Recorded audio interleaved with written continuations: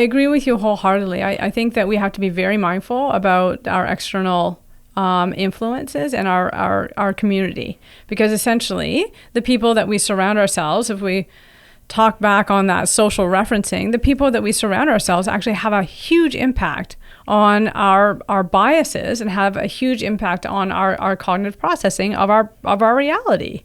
So if we're surrounding ourselves with people that are giving us a really, really interesting and opposite perspective, we can see things really differently and potentially come up with very creative solutions.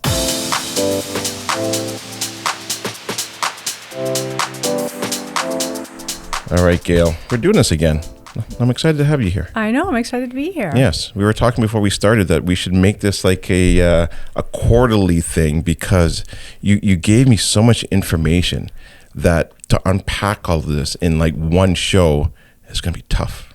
Yeah, it's going to be tough, all right. Yeah, so but we're going to do our best. We 100% we are. Yeah. Why don't we start off with this? Tell everybody who you are. Okay.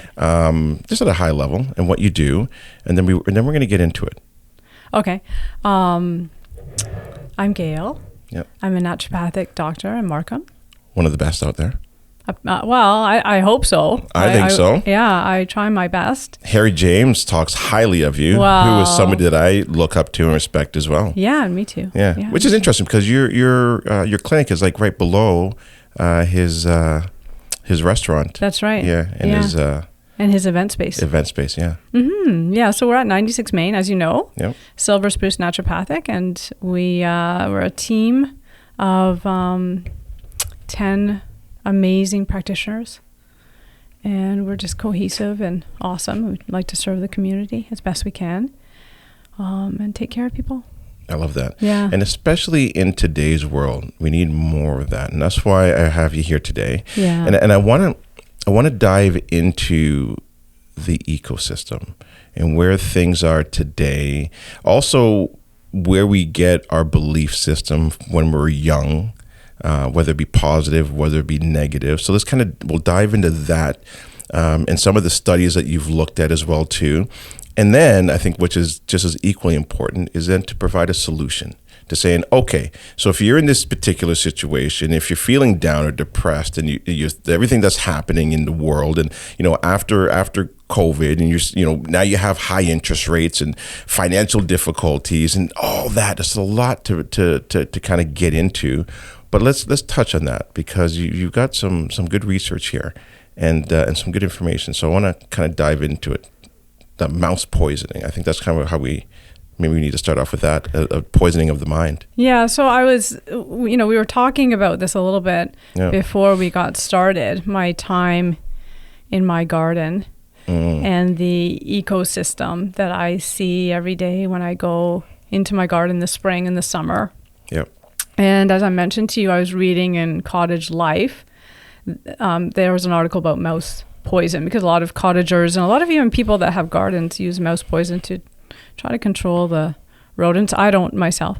But what they found in an Ontario study, 2022 study, is that predatory birds, 62% of them that were autopsied after death had mouse poison in their livers. Right. So in the context of emotional well-being, if we look at the ecosystem of the garden, and we recognize that killing one thing actually affects the whole, or putting poison on one thing affects the entire ecosystem, we can think of this also in context of the mind. If we have one negative story or negative thought, and that becomes pervasive in our mental emotional ecosystem, then of course our entire well-being can be affected, whether it's emotionally, whether it's physically, potentially. Yeah. Well, right? you are what you eat. Well, we are what we eat. I think we are what we think. We are what we think, but also too, like what you were talking about, like with the predatory birds. Yeah. Right. Exactly. By eating that mouse or that rat or whatever it is on the ground that's eating that poison, that now becomes a part of them. That's right. Which then is also what you put into your mind as well too. Yeah. Becomes your poison if you're not putting the right things in your mind. Yeah, precisely. And I think we are just bombarded by potential cognitive poisons. Yeah. So before we get into that, though, I want to start back like when we're young. Right. And there was another study that you looked at as well too, with parents and what parents then teach their kids, and the negative and the positive, and which one had a more, we'll say, stronger reaction or result. Yeah. So there's a ton of research on negative bias. Mm-hmm. And that's sort of an old theory in psychology, but it's one that has stood the test of time. They have recognized that negative thoughts have more complex cognitive processes, so neural processes, than positive thoughts. Does that make sense? What do you mean? Like it roots itself stronger? More, yes. So it actually plants more roots into your mind. Absolutely. Yeah, interesting. Yeah, and it's you can see this in the context of survival, right? So if we were surviving, the negative feedback or negative stimulus would have had to have a stronger impact in order for us to protect ourselves than, say, the positive. Right. Okay, so negative bias starts, if we want to talk about when we're young. Is because it's all about survival. Yeah. Right. That's a whole fight or flight. That's a reptilian brain, right? Yeah. Essentially it's our instinctual processing, and that is still very much alive in us now. So the negative bias piece starts when we're young and when we look for social referencing from our parents. So I don't know if you and I can necessarily remember this, but they've done studies where they've had infants and they've shown them different toys and different items of stimulus, and they've deliberately had parents react to that stimulus either really positively or really negatively. And what researchers have noticed is, of course, when they present an infant with stimulus, the infant always cross-references the parent. So they'll look at the parent to see what's the parent's reaction to this. And if the parent's reaction is really, really positive, then the infant will grab the toy and will keep going. grab the toy and will play with the toy without any sort of resistance. If the parent's stimulus or reaction rather is really, really negative, and they were deliberately told to do this, of course, then the child, of course, is really aversive to that toy. The researchers went further and they started measuring the amplitude of reactivity. Okay. And what they noticed from a neural processing standpoint is the child's amplitude of reactivity was much higher to the negative stimulus. Right, which is what you said earlier, where it plants stronger roots in the mind. That's correct. So the negative stimulus and the negative thinking actually has a bigger impact on us and on our processing than the positive. Why do you think that is? Well, have they done any research on that? Or is this more of like they researched it and they're like, this is the findings? It's negative and it's got stronger roots than it does positive. Well, I think we would have, back in the days where we were trying to survive, I think we would have probably had to create sort of bigger anticipatory stories around dangers, right? So if we saw tracks of a large animal, right, then we wouldn't have just been like, oh, those are tracks of a large animal. We would have been like, okay. I wonder what that is. Let's go see if we can find it. Yeah, and those are tracks of a large animal. And oh my gosh, that must be much bigger than I am. Oh, those are claws in those tracks. I have to be mindful that this animal is a predator, or bigger than I am, and obviously more dangerous than I am. And the story would have evolved in the mind so that we would have been more alert to dangers. Got it. Right? Positive stimulus is like, oh, that's nice. Right. Those flowers are so nice. Yeah, for sure. So then we were talking about this also earlier, is why is it that if you get a particular, so for example, myself and my brother, yes. So, and not to knock my parents by any means, I thought they were great, but there were some negative things sometimes that were said, and I may have taken that negative thing, right, and said, I'm going to prove you wrong, same message, but I took it a different way, where my brother may have heard that exact same message and wording and then said, I believe that. So that's, two different stories that we're telling each other from the same message. Yes. But we come from the same parents. Yes. Explain. Yeah. Where else have you seen that happen in life in recent times?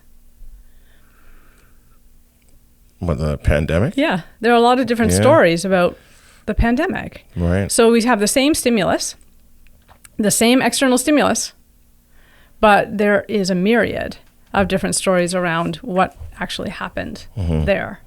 So it's really, really interesting. The mind is going to interpret stimulus, right? Yep. And what's fascinating, and I think you probably already know this, is the majority of the stimulus that the mind interprets is non-verbal. Yes. Okay, so that's really fascinating. So cues that are nonverbal are constantly being picked up. And so whichever cues that you picked up versus your brother may have changed the story. Or if your brother had already some negative biases on board, then his story would have been different than yours. You see what I mean? So the negative biases can actually perpetuate existing stories and even worsen existing stories. Like if, for instance, I think of it in the terms of kind of our potential and say reaching our potential in even business, right? If we have a story on board from our childhood, from early on that says that we're not good enough, then that story is going to color any potential that we try to achieve. Right? It's going to be the thing that holds us back. For sure. Right? Because that conditioning and those underlying biases actually influence our reality. We're creating our reality from all those biases that we're carrying around. Do we need them? Are they helpful? Not necessarily. Can we change them? Yes. The hard part is changing it, though. Yeah. The hard, and especially now, even with social media. Social media really ramped up during, I guess we can also say, the pandemic. Yeah. Where, look, I even found myself on social media, and then you got TikTok that came out, and what's real, what's not real. Right. Then now the introduction of AI and how fast that's moving. What are your thoughts on all of that stuff? And and also your clients that come into your clinic. Obviously, we can't talk about them specifically, but are you seeing more ramp up of depression and negativity? Yeah. So depression, anxiety are a bigger problem. They're part of the problem of being human, if you want to call it a problem. They're a mind state, right? They're a mood state and a mind state. And unfortunately, a lot of human beings find themselves caught up in those mood states and mind states. We're seeing more of it at the clinic these days. We're seeing much more anxiety, much more depression, and there's more on board for people. So first we had the pandemic, and then of course we had this very, very short reprieve where everyone thought that things were going to open up and life was going to be great again. And then interest rates went up, and then there was less job security, and there seems to be in our clinic anyway more catastrophe. Like people are working through a more difficulty in their lives, whether it's through their health or whether it's through finances and just trying to manage. And then, of course, people that have teenage kids, they're still managing the impact that COVID and being online had on their children. Yeah. And it had an impact. It was massive. And of course, we're seeing some of those kids in the practice. And they're really struggling. It had a huge impact. Yeah. And I consider myself, with everything that I've done and built, to have a positive mindset. And there was times when I would wake up and my palms are sweating. I'm like this is crazy. Yeah. And I'd have to go for a walk and listen to something positive. Legitimately have to put something on my head with headphones on and listen to, Les Brown or listen to, Tony Robbins I had to force myself to get that messaging in there. Yeah. And to put myself in a positive mindset. Yeah, that's right. Yeah. That's right. And a lot of people, you've done a lot of work on yourself in this realm of being and like you said, being deliberate about inducing positive stimulus. There's a lot of, I would say the majority of people in the world don't know how to do that. They haven't done this work on themselves. And so lots of people, what we've been finding in the clinic, are sort of stuck in the struggle. And when I look at it from a mindfulness standpoint, from a negative bias standpoint, it's the stuck in the negative stories. And what I've noticed over my practice, I've been practicing for over 16 years, is that the stuckness in the stories is really profound to me, because all it would take is to see things differently. That's all. It's actually that simple. Easier said than done. Yeah, yeah, that's right. But the stuckness is phenomenal. That people can't see anything outside of that. Can't see that all it would take is a different decision. All it would take is a different perspective. What do you think is that heavy weight that's holding it down? The story that they were told from an early age, or recently, or both? Both. I would say both. What is the biggest culprit right now today, would you say, that's adding to that? In terms of like the story? The weightness of the negativity. Is it social media? Is it finances? Is it the infinite scroll? Like when you go on Instagram, you can scroll forever. It's infinite, which is crazy. Like there's no end. It is kind of crazy actually. Yeah, like it doesn't finish. No, it doesn't finish. There's no completion. Yeah, and sometimes I'm sitting there doing it too, and I'm like, what the fuck am I doing? It's crazy. Yeah, this is how we're spending our time. This is how we're spending our life. It is crazy. It is. Like I'll pick up my phone and I don't even know what I'm doing, and all of a sudden I'm in Instagram. Yeah, it's interesting. You know what I mean? Or I'm in whatever, Facebook, or I'm in LinkedIn, and I'm like, what am I doing? Yeah.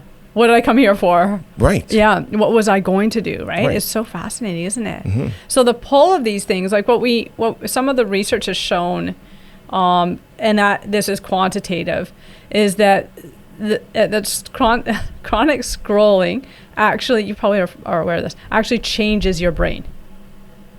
I can imagine.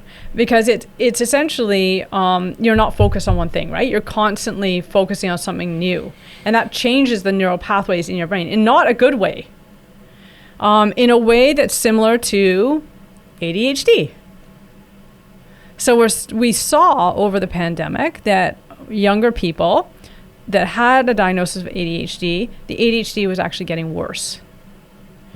And more younger people were being diagnosed with ADHD. Okay. Because again, this is changing neural pathways. And it's a problem.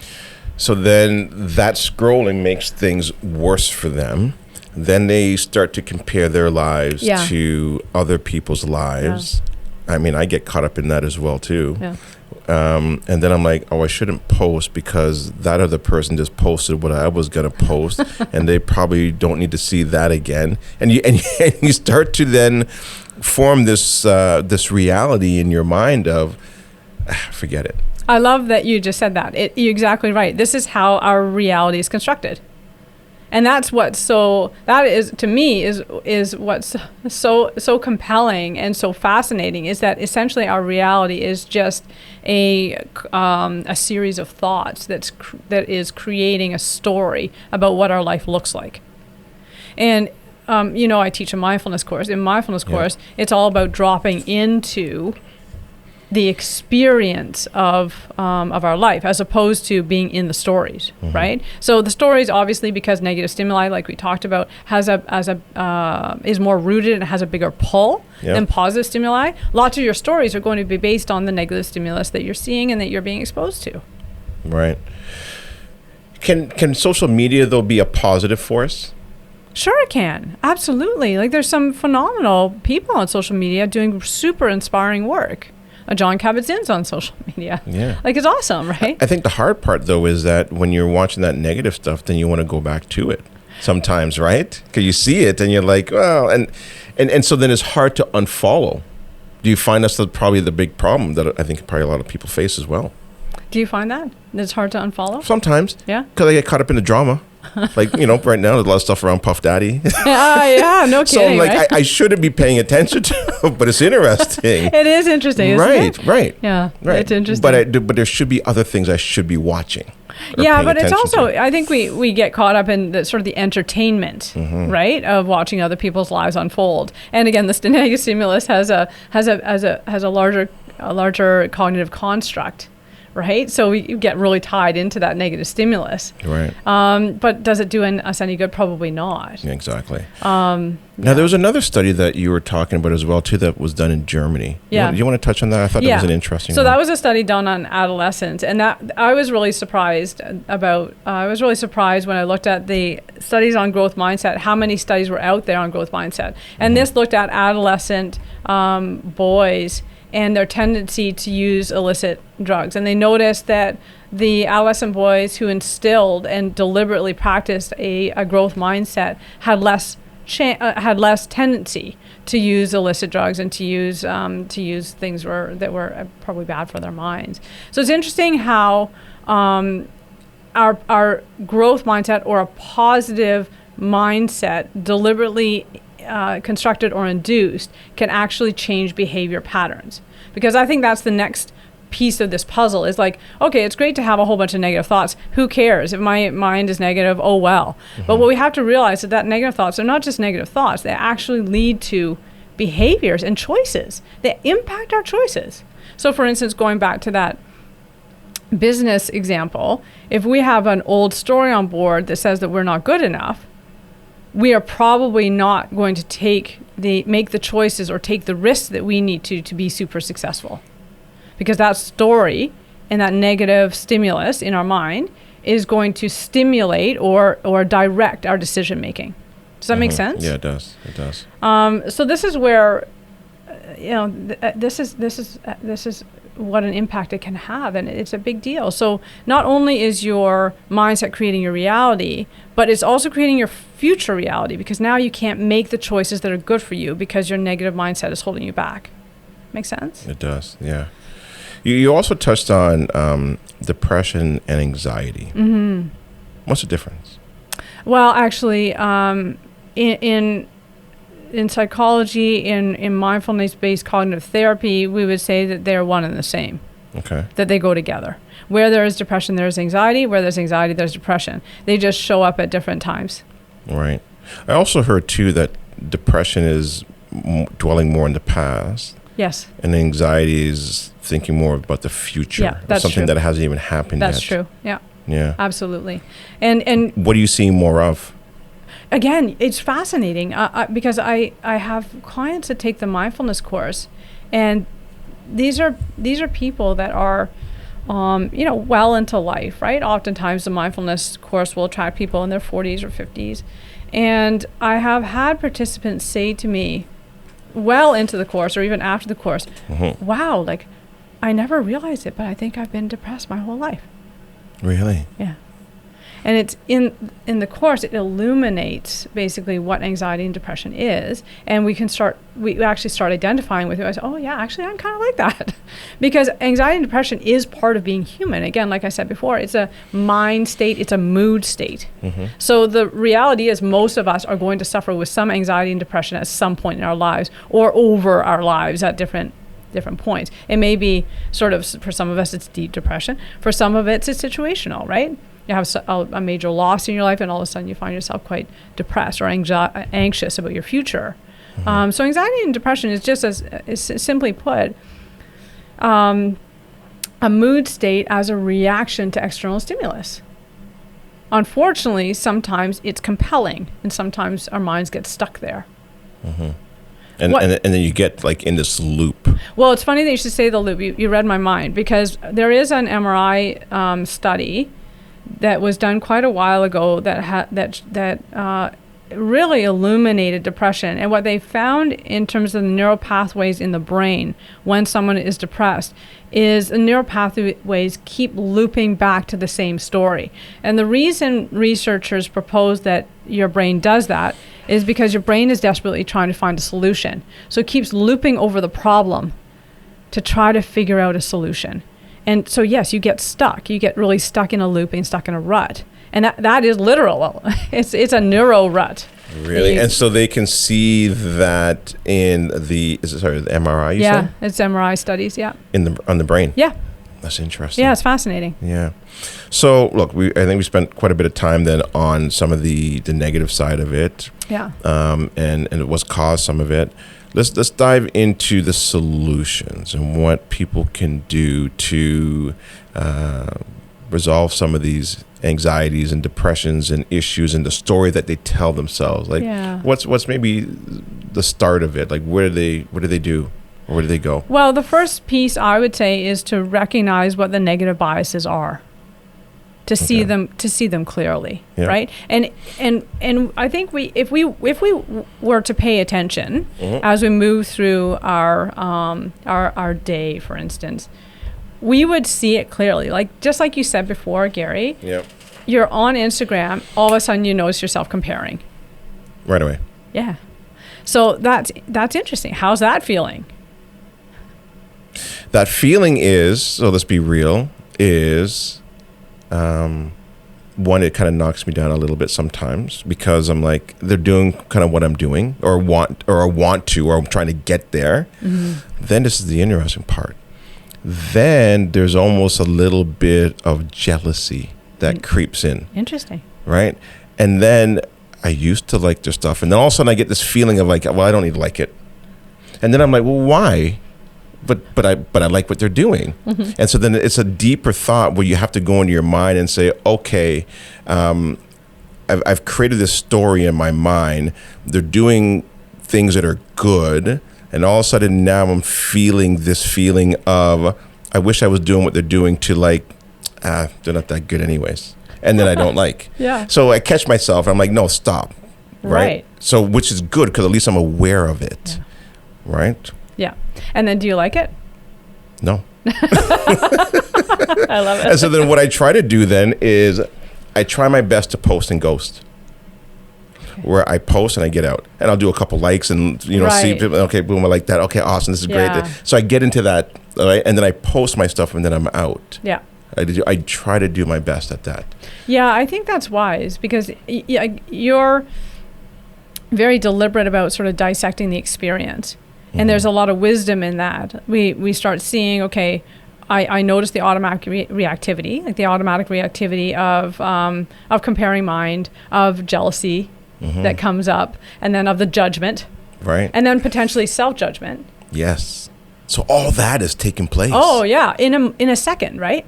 Yeah. It's so fascinating. Yeah. And I've caught myself scrolling away and I'm like, what am I doing? And then I scroll back and I like it because it is good messaging or I like what they're doing. Yes. As opposed to get that jealousy piece out or Yeah. And then you said the word stop. Which is interesting because of course this is it. So first we dissect and we see the unfolding of what's actually going on in the mind. And then we deliberately, like seeing it is one thing because you've already created a different relationship with what's going on. You already are seeing it clearly. And then you deliberately stop.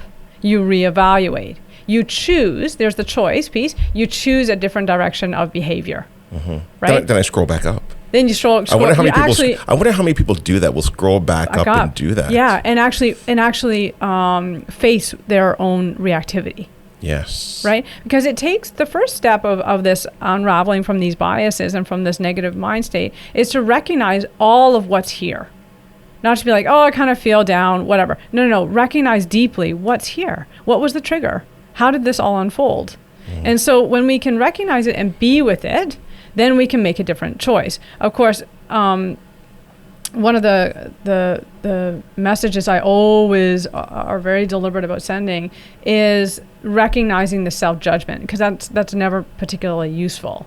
When we get into the kind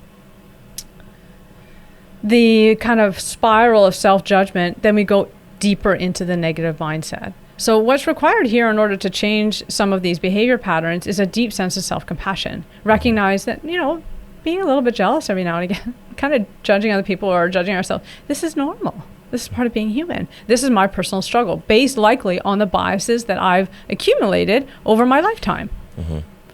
So compassion is a big step. And then, of course, intuitively, you've already expressed this, knowing where you're going. Right? Like you're deliberate scrolling back up and exploring that with interest. You know where you're going. You're deliberately trying to get to a different mind state or a different mood state with this experience. Right. So we need to know where we're going in life in order to get there. If we are just telling ourselves, well, I just don't want to feel bad anymore.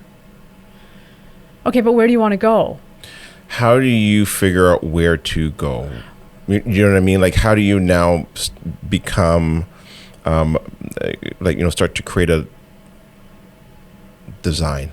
To start to design your life. Yeah, like because I think that's what's happening. Most people are just flowing down the river of life. Yes, you got it. So it's like creating a life roadmap, which I love that sort of visual. Recognizing where we are, what we can see in deeply evaluating this is where the dissatisfactions are.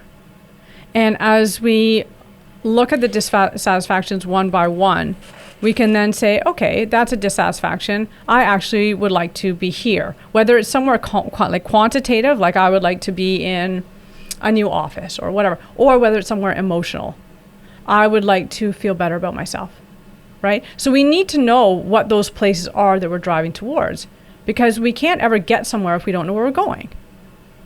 So to construct that, I actually used to do an exercise with a lot of my clients when I first started practicing, and it was a life roadmap where I had sort of sections that it was on an Excel spreadsheet. Okay. And I had one section was spiritual, one section was career, one section was relationship, one section was health. Mm-hmm. And I got them to fill out this spreadsheet of where they were and where they wanted to go. And then from there, what we did is we actually devised action items around what they had to do in order to get there.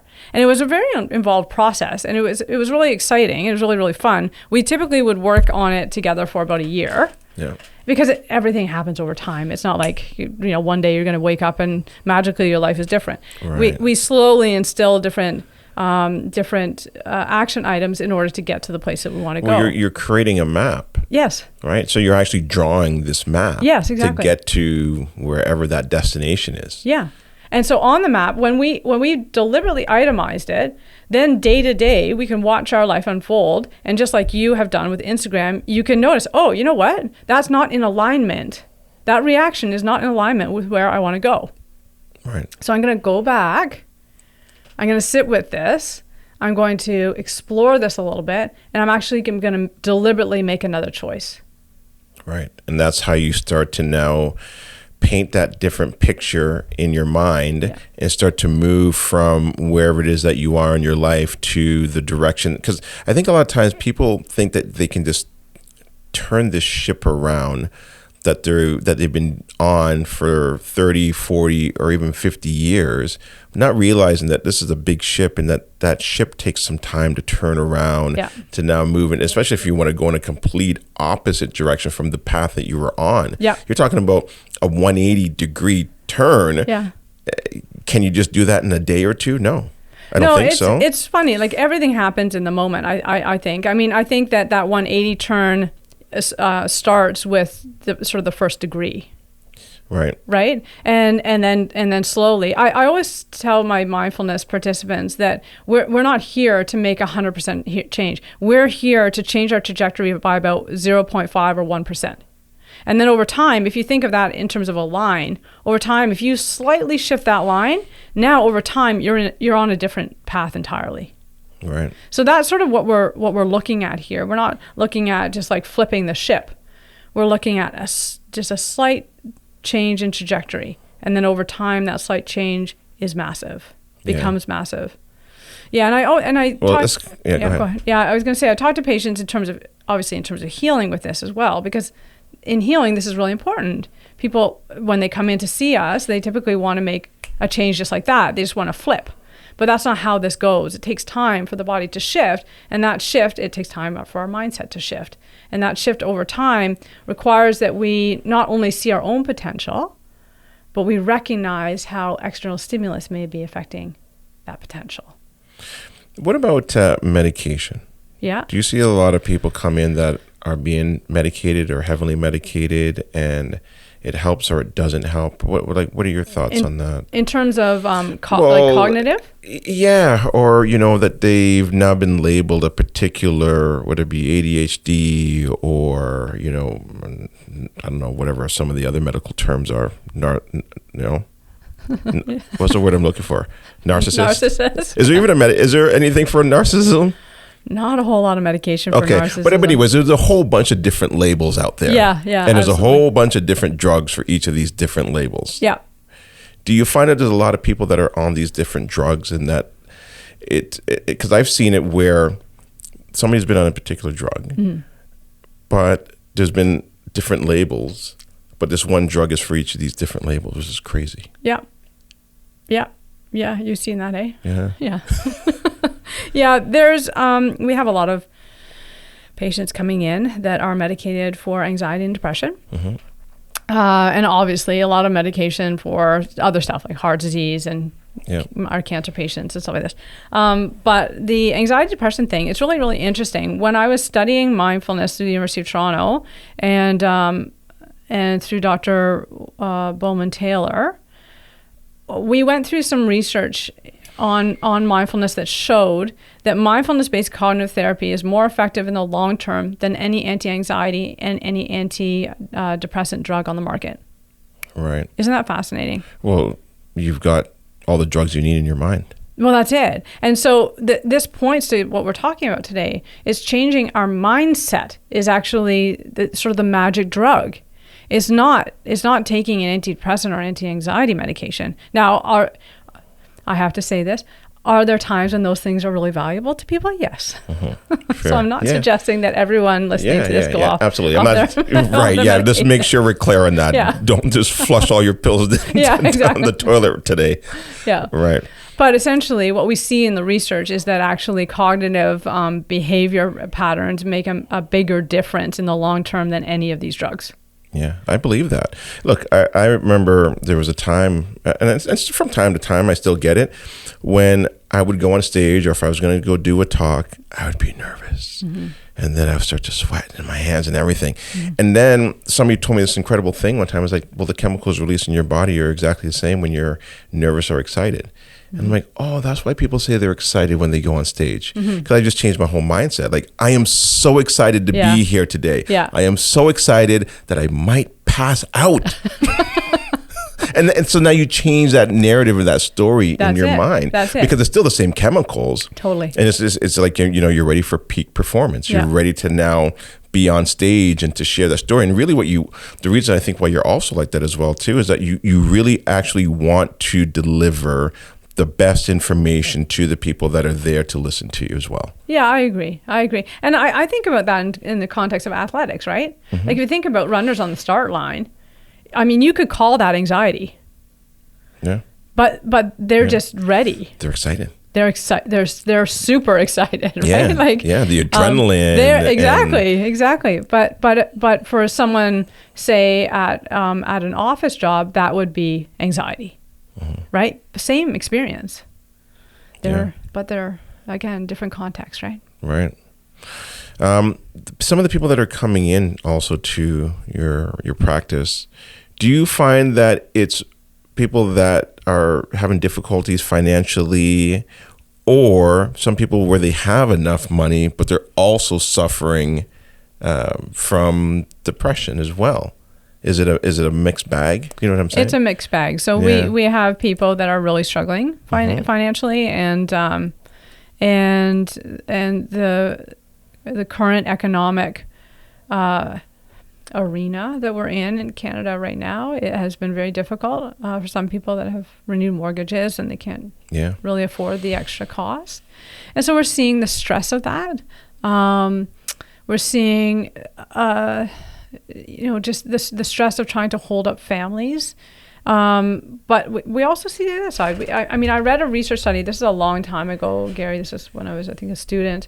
I read a research study once that showed that once you reach a certain, I don't remember what it was, but once you reach a certain amount of wealth, happiness doesn't go up incrementally. So essentially, once you sort of have things taken care of, and it wasn't an extreme wealth, then you don't grow anymore in happiness.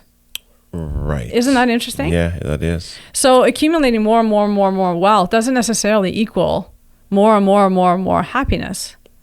And I think that's an important thing to keep in mind, because there's a huge drive in North America right now to just accumulate more and more.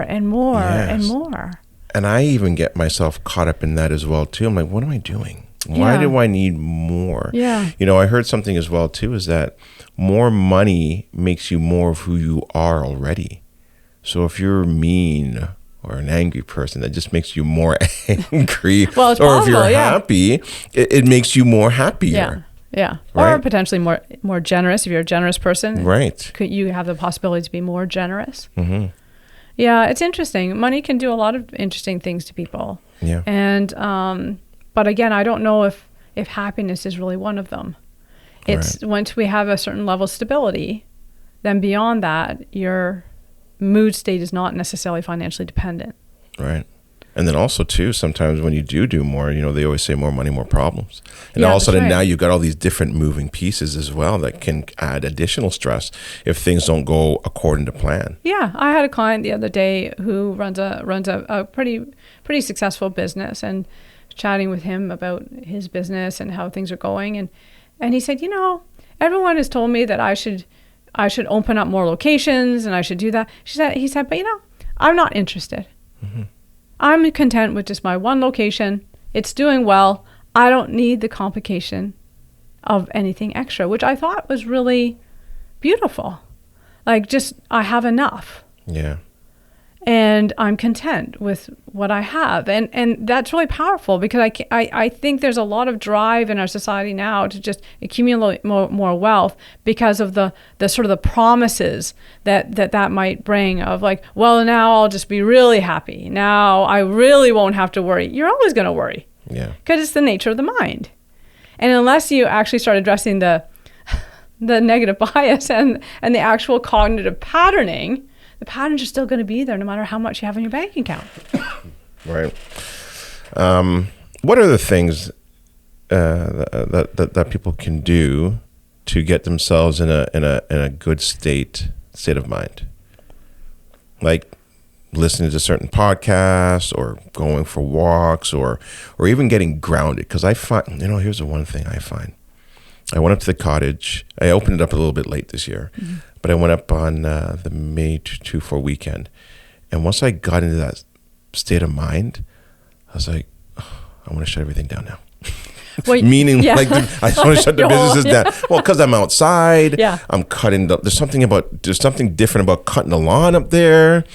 You know, at nighttime or by the fire, you're looking at the stars. Mm-hmm.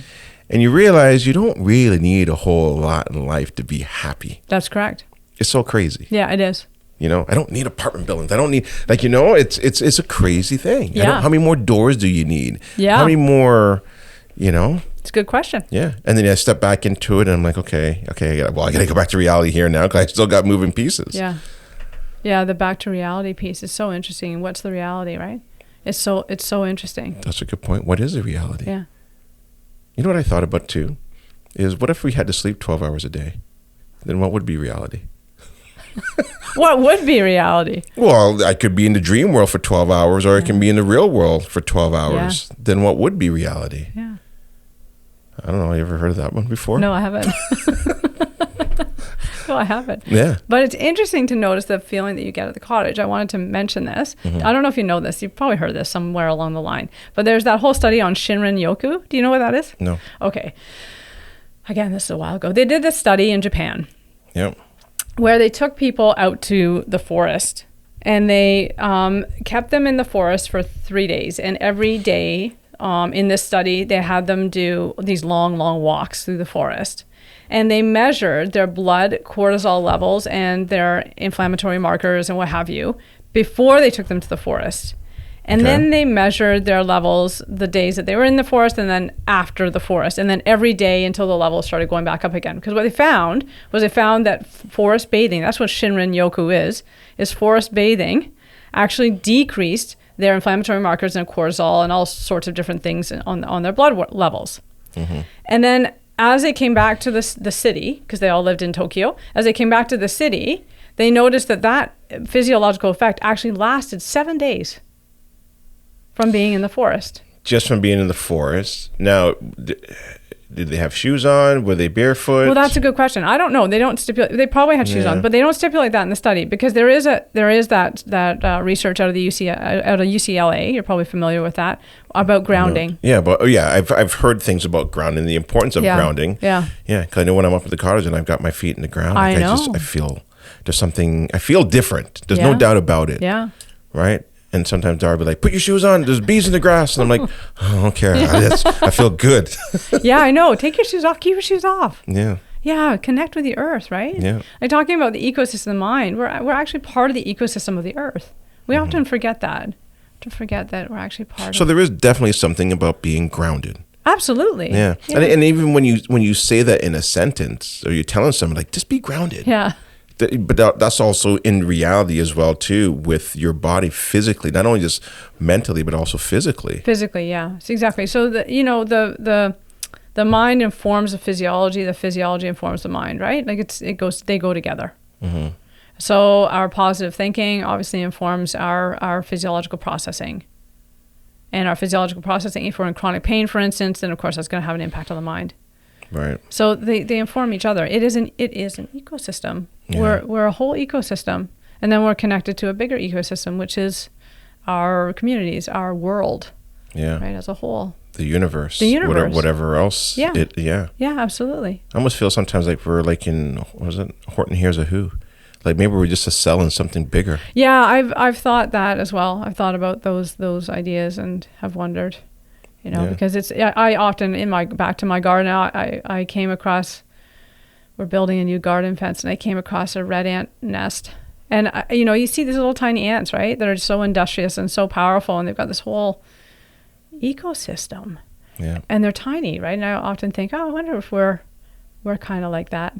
Yeah. This an ant in something much bigger. Yeah. Well, the way that it's all orchestrated and the perfection of it and the system of it and the yin and the yang and the dark and the light and up and down, like there's always like this equal and opposite reaction for everything, right? Yeah. Yeah, it is interesting. Yeah, it is. And there's a harmony. There's, beautiful harmony. If you can put yourself in it. That's the hard part, I think, for many people, right? I agree. It is, getting out of the harmony and everything that you see in the world, and we're moving into like sometimes like, well, now you got AI as well too. I don't know if that's part of the whole evolution of all this, and if that's a good or a bad thing. AI is going to bring a whole nother level of possible chaos. It's a very interesting thing to ponder. Yeah. I've read some books on AI and the potential. It's going fast. And those potentials are very strong. They're very strong. And actually, my one of our friends wanted to sell an old bike, and so we ended up selling it for her to another friend through the cycling community. And what was crazy is this friend that bought it, it needed new hoods, the hoods where the brakes are. Yep. And they actually just programmed it to a 3D printer, and the 3D printer just it's incredible. Printed these hoods. It was wild. So if you think of where we're getting to in terms of technology and what can be created in the comfort of your home with a 3D printer, it's kind of insane. Yeah. And then of course, what is real when we talk about start thinking about AI and the deep fakes in AI and how information can be manipulated and now is being perceived as very, very real online.